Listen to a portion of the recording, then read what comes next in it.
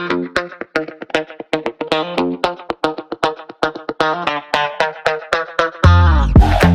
is happening, everybody? I'm Larry Roberts. And I'm Sarah Lucy, and this is Branded, your comprehensive guide to creative branding. And on this episode of the podcast, we're going to be talking about some of the, I don't know, maybe we could call them life lessons even, that we learned this past week at an event here in Dallas. Yeah, we were at Speakonomics, which is a really great event for people who want to be speakers. And I think one of the biggest lessons that everyone learned was actually taught by Larry and not on purpose. Yeah, you could definitely say it wasn't on purpose. But there were a lot of lessons that go beyond just the one that was kind of reinforced with me. And I'll share that here in just a minute or two. But we saw a wide variety of speakers during this conference. And the whole conference is all about speaking, essentially to build your brand and build your business. I mean, it's speaking as a business. And for those of us that have brands that want to grow those brands, and we've talked about it. I mean, we're well into this podcast, 50-ish episodes, and we've talked about speaking before. And, it's something that I love doing. It's something that Sarah doesn't necessarily. Not even a little bit. doing.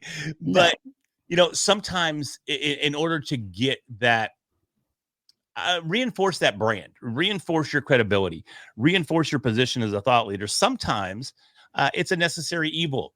A lot of people look to you to be a speaker, look for you to be well-spoken, look for you to be able to convey your message in words. And it can be difficult at times, especially when you have a microphone in your hand or a microphone on your lapel, and you got 50, 75, 200 people staring at you going, teach me something. What was really interesting for me at this event was to see the different ways of public speaking, because there's a lot of people there that wanted to really be like motivational speakers. And that is a really hard game to get into. Those are not stages that are that available. And it was really interesting for me because as someone who doesn't want to go the motivational speaking route, I get on stages all the time. And I don't even want to. But the people who really want to have difficulty, but it's because it's a different way of speaking, I guess. Because when I am speaking at a conference, I'm there to educate, and I'm there to be a subject matter expert on something like podcasting or branding or something in that vein. So those are pretty easy, because if you find an event where people want to learn about that, they'll put you on their stage. But if you just have a really personal message and you want to inspire people, those are harder stages to find. Not only are they harder stages to find, I think they're harder stages to present on. Mm-hmm. And I think we saw that because at the end of the conference there was the North America's Greatest Speaker competition. And we saw 15 individuals go up, and they had 3 minutes to give their best talk. And the talk had certain parameters that were allowed and not allowed, but a lot of it was not a lot of it, but it was all a powerful story. It wasn't an educational story at all. Now, there could be a lesson that's built in, but honestly, it was more of a hero's journey type speech in 3 freaking minutes. Yeah. And we saw a couple people. And it's 3 minutes. Like, Tony don't play around. No, Tony. It hit 3 minutes. You are off that stage. You could be mid-sentence and she's like, all right, thank you. Get off my stage. And that in and of itself can be intimidating because of the parameters and the rules behind the competition add extra pressure. But, one of the things that I've learned over the years is that if you take it from a facilitator perspective, when I speak, I don't do motivational talks. I do educational talks. So while I like to call myself a speaker, I'm more of a facilitator. Mm-hmm. I'm more of an administrator, a teacher per se. I have gotten much more entertaining, I guess, in the way that I present my material, because I do like to joke. I do like to work with the audience. I do like to get that audience engagement and participation back, because I don't like to just get up there and talk about the latest thing that's happening in AI and how you can AI proof your business. And this is how why not? I'm already so engaged. Oh my God. Because it bores me to tears and I hate it. And I'm a failed comedian. So this gives me an opportunity to get up there, still get on the stage and crack a joke or two and maybe get a laugh or two and make myself still think that I'm semi-funny. But I found that that's a much easier way to go if you want to get your speaking career going, is start from a facilitator type perspective. Get in front of a small group and teach them something. If you're a subject matter expert and it has something to do with your brand, what you do as part of your business, whether it's a product that you offer and the benefits of that product, or whether it's a service that you offer and how those services could benefit the people in the audience, leverage that opportunity to start refining your speaking skills. And then once you get that experience, once you understand that everybody in the audience, they're not out to get you, they're really there to support you, and they're looking to you for a little guidance, and that's okay. Once you get that experience under your belt, it starts to feel easier and easier, and your speaking skills, they will increase. And it's so funny because one of the coaches, Glenn Morshower, I think it was Glenn that said this.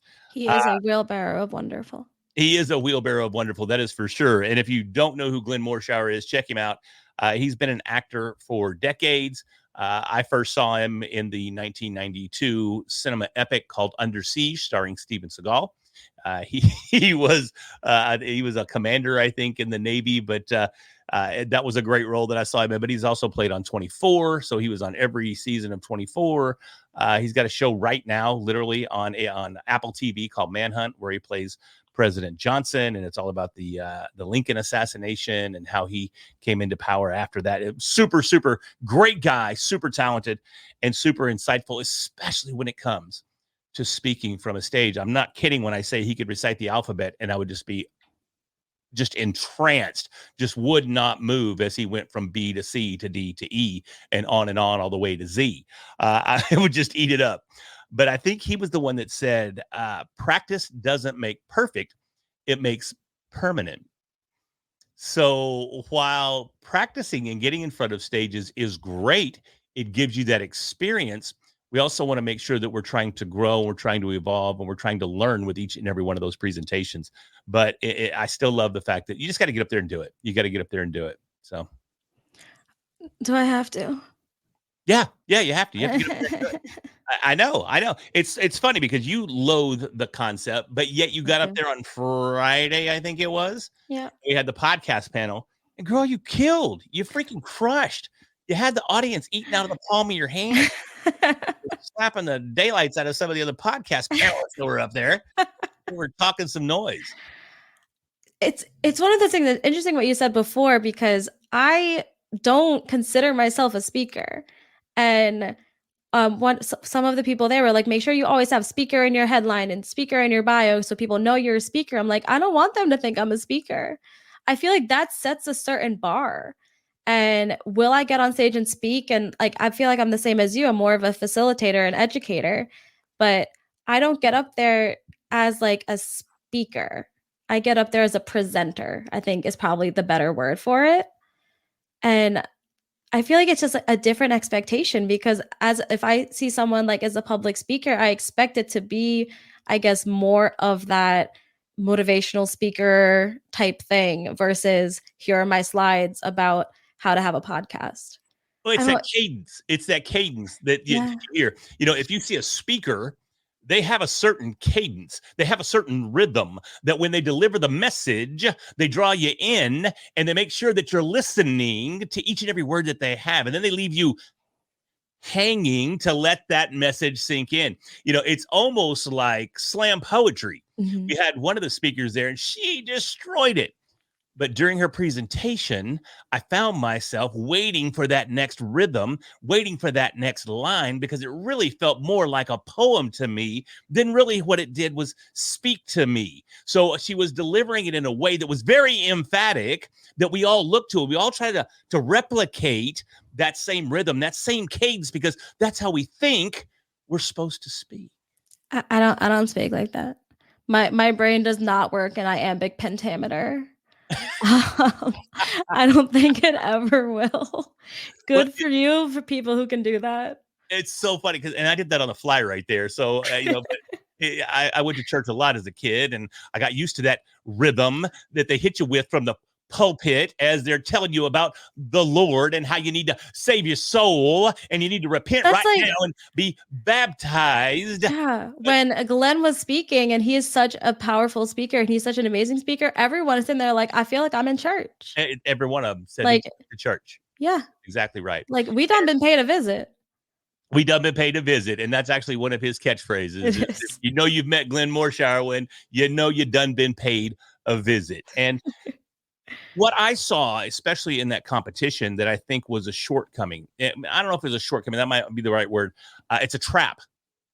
I think it's a trap for speakers because they feel like they need to use that kind of cadence and they need to get that rhythmic delivery in their tone. And as a new speaker, especially, it's super easy to fall in that trap and make it sound so rehearsed, make it sound so desperate to sound like a speaker that the message gets lost. Mhm. And we saw that in a number of the participants that were in the contest. And then you went home Friday evening, but on Saturday I went to an extension of the event. It was for their elite speakers there at the eWomen Network, and I saw that a lot there as well. One lady they had 5 minutes on Saturday to deliver a portion of their talk. They weren't even looking for a full talk, just a portion of their talk. And I thought one of them was like a haiku. I mean, I don't, what is it? 575, 575. 575, but that's how and she was so monotone and she Mm. delivered it with every line is the exact same way. And it just felt like she was delivering a poem of some sort. And she did that for 5 minutes, and bro, I had a hard time, staying awake because it was hypnotic. But Mhm. and this is no disrespect to anybody that was out there. That's just again the trap that Yeah. so many new speakers fall into. Yeah. I think one of the traps that I saw people fall into is forced vulnerability. Oh And yeah, that's something that I actually have a section up in my book about forced vulnerability and why to not do it. But a lot of them, like they would use this like really powerful personal story and then try to connect it to like a point they were making, but it didn't connect. yeah, And it almost feels like they just had felt like they had to tell this gut-wrenching story, but if it doesn't fit the scenario, then it just doesn't. yeah. I mean, they'd share something very personal, very deep, Yeah. honestly, very moving. Some of Oh, I was tearing up for several. exactly, but then tying that back to the relevance or the impact or the message of the talk can be extremely difficult. Yeah. And I think that's what's intimidating for a lot of folks to get started speaking is they don't want to go through all that and they don't Yeah. understand how to go through that. And again, that's why I want to reiterate that being a facilitator is a great way to start and great way to get in front of audiences. And it's a great way for people to say yes when you apply to speak. If Mhm. you are very specific about your message, if you're very specific in your title, if you're very specific about the 3 to 5 bullet points that they generally ask for as takeaways from your talk, if you're very specific about the audience that your talk is for. So if you nail those things down, it's much easier to land a talk than you would ever imagine, especially on a virtual stage. So, and that's how I got started was I Yeah. started on virtual stages. And this was even pre-pandemic, before everybody was on virtual stages. That was the first opportunity that I had to speak Yeah. was on a virtual stage. Yeah, I was talking to one of the ladies that was there, and I even said, like, "I've spoken at least one event every month since August." Like, I think April was the first month that I think both of us may have had off, I think you only did some, like, virtual April, no, or I had the live one here in oh, Dallas. you had a local one. Yeah. But that was the first month since August that I didn't have one, and I say that, and she's like, "I hate you." 'Cause it's these they're trying so hard to get on these stages. I'm like, "But we're doing it differently." Yeah. Yeah. I just like all I need to do is find people who want to learn about something and I'm there Yeah. versus you need people who are trying to be paid a visit, Yep. really. And it's so different. It is. And I mean, since right now we're in May, we're at what is today, the 6th, I think, May the 6th. Mhm. And I'm booked at least once a month up through October of this year. And it's not that hard to do. You take a little different approach. You have, and I'm not sure if you're still exercising that, but I mean, you've got a database of talks that come up, and you actually go out and apply. Yep. Dude, I don't apply. I don't ask for talks. And I'm not saying that to sound smug, but I get asked to speak, and the reason I get asked to speak is one, because I'm a badass speaker, but is two. No, I'm just kidding. Facts.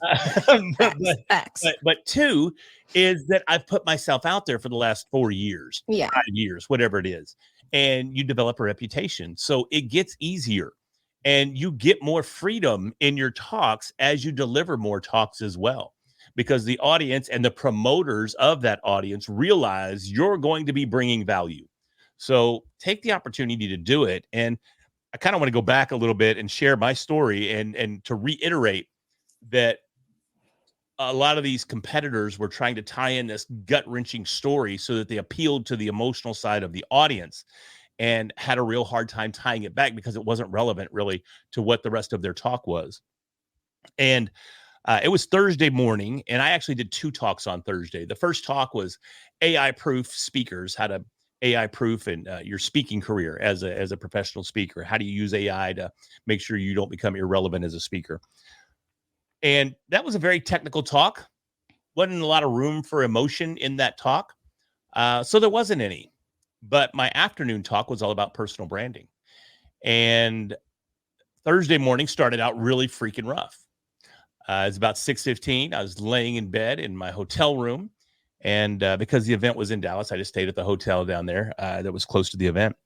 And got a call from the wife saying, Buddy just screamed and collapsed. Now, for those of you that don't know, Buddy was one of my dogs. So I start calling back to go, what the heck is happening? And she's not answering the phone. I call back and she says, stop calling. I'm like, oh my God, what is happening here? So instead of even trying to call again, I jump out of the bed. I throw on my clothes. I jump in the car. I fly home, not fly literally, drive home. I get home. And when I get here, he's gone. Buddy passed away. So it's about 6:45 now, and I had sent a text to the promoter of the event. I said, hey, my dog just passed away. What time am I going up this morning? She says 10:30.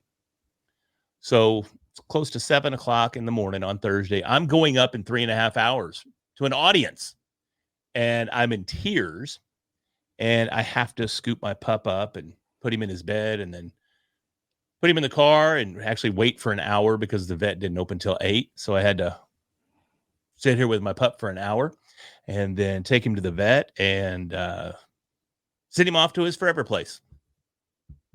And actually, as we're sitting here right now, right before we hit record, I just got back from the vet, just got his ashes back. So he's back in the house with me. But I had to go back to the event. I had to speak. The promoter of the event was relying on me to deliver 3 talks over the course of 2 days and judge the speaking competition. Yeah.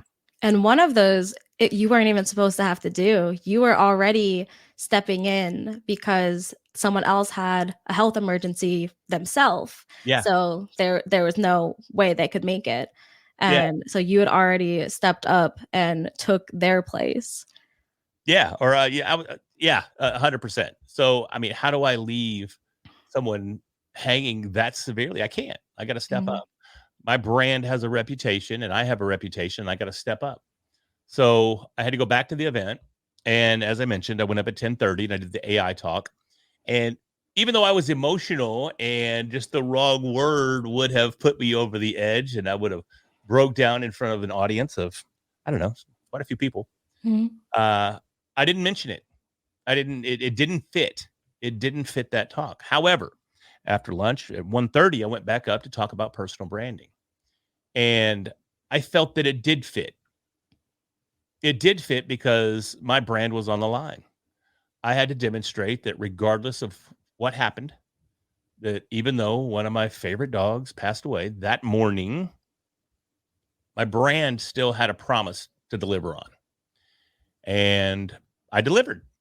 I thought the AI talk went extremely well, seemed to be very well received. I thought the brand talk went extremely well and was very well received. But I shared that story as a point that your brand and your message it's always on the line, and you have to back it up 24/7.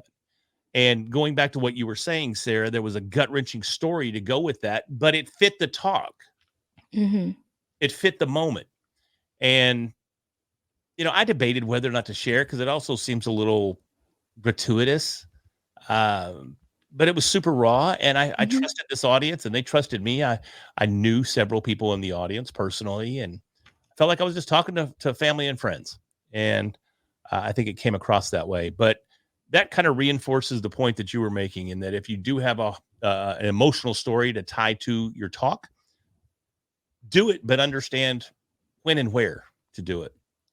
Yeah. I mean, I don't think anyone took it as like he's trying to get attention, or he's trying, like, we all took it as, this man showed up. Yeah. Like, you're here. And I mean, I found out right when it happened, and I mean, I have my dog tattooed on my arm. Like, he is my life. So if anything had happened, I would not have shown up. I would not have gotten out of bed. And so the fact that you did, that was really just a testament to how seriously you take your brand. Because it wasn't like we were expecting like Larry to be here. It was like Red Hat Media is presenting, and you had to show up as your brand. So that was a lot of strength and courage that it took to do that. And I personally was incredibly impressed and proud of you for pulling through, even though I knew that I would not have. Your brand is more important to you than mine is, I guess. Because I would not have done it. I'd be like, you guys can deal with it. Someone else can talk about this. But that's just, it just shows you how strong, and it's not a do as I say, not as I do kind of thing. Like, you really do live it. No, I live it. I mean, this is it. Yeah. Everything to me. So, yeah. And Buddy was too. That's no disrespect to Buddy. Like I say, he's sitting there. Right, you too. He's back in there on the bar. He's hanging out. So yeah, he's proud. Good to have him home. But anyways, we don't want to end this on a bad note, but just keep that in mind as you go through, as you're speaking, as you're trying to tie emotional relevance to a talk. Make sure that it really is relevant and it's in there. And remember, regardless of what you're doing, your brand is on the line. You're repping your brand 24/7. And we all chose this entrepreneurial life for a reason. Sometimes we got to figure out what the hell that reason is, but we did it. And you got to live it. So with that, hopefully you guys found some value in this episode. Hopefully you will be able to move forward a little bit in your speaking career. That's our goal for you. If you did find some value, do us a favor, smash that subscribe button so we can bring you these episodes each and every week. With that, I'm Larry Roberts. And I'm Sarah Losi, and this one is for you, buddy.